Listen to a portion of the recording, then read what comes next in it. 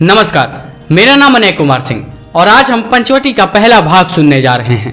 जैसा कि नाम से ही सूचित होता है कि पंचवटी उस समय की कहानी है जब राम, लक्ष्मण, सीता अपने वनवास के दिनों में पंचवटी में रहा करते थे। हिंदी के अनमोल बेटे मैथिली शरण गुप्त जी की यह रचना तब से शुरुआत होती है जब तीनों लोग अयोध्या से प्रस्थान कर रहे होते हैं। तो आइए पंचवटी के पहले भाग को हम सुनते हैं। पूज्य पिता के सहज सत्य परवार सुधाम धराधन को, चले राम सीता भी उनके पीछे चली गहनवन को। उनके पीछे भी लक्ष्मण थे, कहा राम ने तुम कहा, विनित वदन से उत्तर पाया तुम मेरे सर्वस्व जहां। सीता बोली कि ये पिता की आज्ञा से सब छोड़ चले, पर देवर तुम त्यागी बनकर क्यों घर से मुंह मोड़ चले। उत्तर मिला कि आर्य बरबस बनाना दो मुझको त्यागी, आर्य चरण सेवा में समझो मुझको भी अपना भागी। क्या कर्तव्य यही है भाई, लक्ष्मण ने सिर झुका लिया, आर्य आपके प्रति इन जन ने कब कब क्या कर्तव्य किया। प्यार किया है तुमने केवल, सीता यह कह मुस्काई। पंचवटी की एक रात कैसी हो सकती है जहां पर तीनों लोग वास कर रहे हैं, उस एक रात को दर्शाया है मैथिली शरण गुप्त जी ने। आइए बढ़ते हैं उस रात की ओर कि चारु चंद्र की चंचल किरणें खेल रही हैं जलथल में, स्वच्छ चांदनी बिछी हुई है औनी और अंबरतर में, पुलक प्रकट करती है धरती हरित तृणी की नोकों से, मानो झीम रहे हैं तरु भी मंद पवन के झोंकों से। पंचवटी की छाया में है सुंदर पर्ण कुटीर बना, जिसके सम्मुख स्वच्छ शिला पर धीर वीर निर्भीक मना। जाग रहा यह कौन धनुर्धर, जबकि भुवन भर सोता है, भोगी कुसुमा युद्ध योगी सा बना दृष्टिगत होता है। किस व्रत में है व्रती वीर यह निद्रा का यूं त्याग किए, राजभोग के योग्य विपिन में बैठा आज विराग लिए। बना हुआ है पहरी जिसका उस कुटीर में क्या धन है, बना हुआ है पहरी जिसका उस कुटीर में क्या धन है, जिसकी रक्षा में रत इसका तन है, मन है, जीवन है। रात का समय हो चला है, सभी लोग निद्रा में जा चुके हैं, मगर एक वीर सुनसान जंगल में आखिर इस जगह पर किस बात की रक्षा कर रहा है। आखिर यह धनुर्धर कौन है जो एक कुटिया के रक्षा के खातिर खुद को निद्रा से अलग किए हुए है।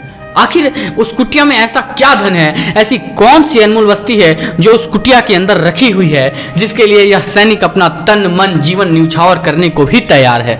आइए देखते हैं कि उस कुटिया में क्या ऐसा रखा हुआ है, उस कुटिया में ऐसी कौन सी अनमोल रत्न वाली वो वस्तु है कि मर्तलोक मालिन्य मेटने स्वामिनी संग जो आई है, तीन लोक की लक्ष्मी ने यह कुटी आज अपनाई है।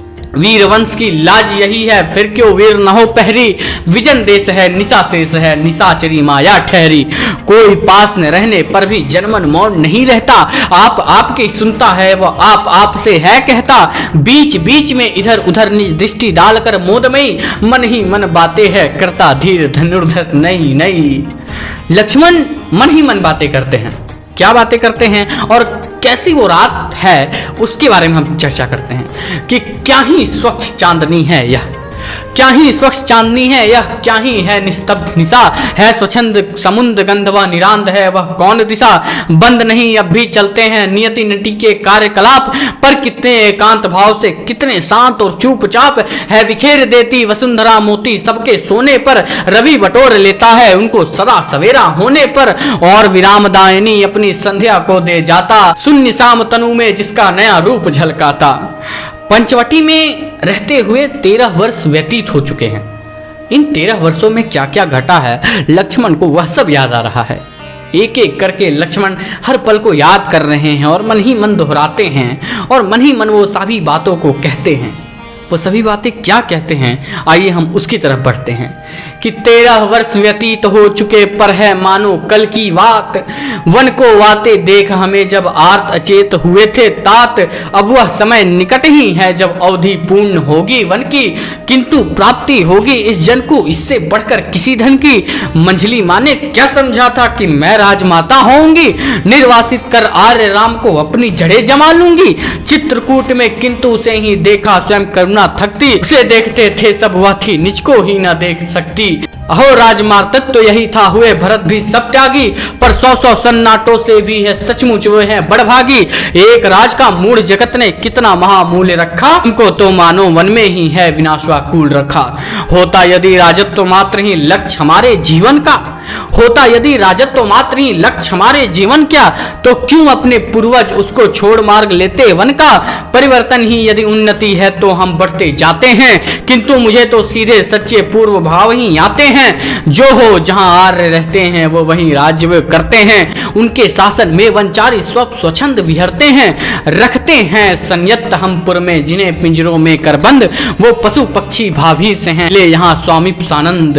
आकर विचित्र पशु पक्षी यहाँ बिताते दोपहरी, भाभी भोजन देती उनको पंचवटी की छाया गहरी। चारू चपल बालक जो मिलकर माँ को घेर रिझाते हैं, खेल खिलाकर भी आर्या को वो सब यहाँ रिझाते हैं। गोदावरी नदी का तट यह ताल दे रहा है अभी, चंचल जल की कलकर मानो तान दे रहा है अभी।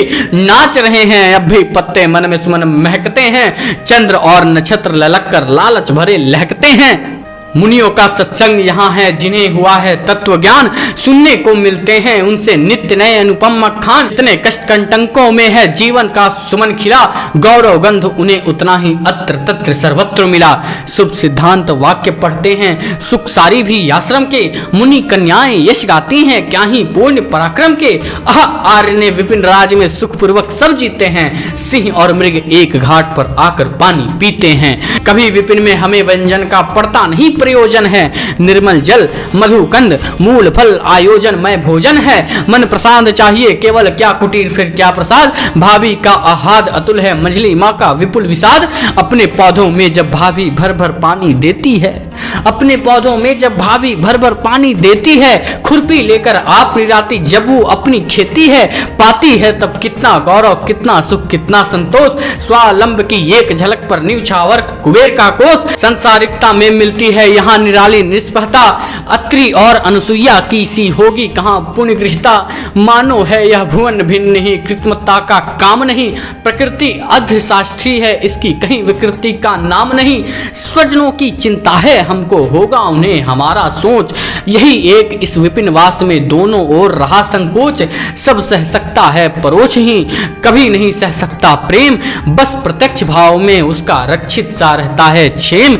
इच्छा होती है स्वजनों को एक बार मन ले आऊं, और यहाँ की अनुपम महिमा उन्हें घुमाकर दिखलाऊं। नहीं जानती हाय हमारी माताएं अमोद प्रमोद, मिली हमें है कितनी कोमल कितनी बड़ी प्रकृति की गोद।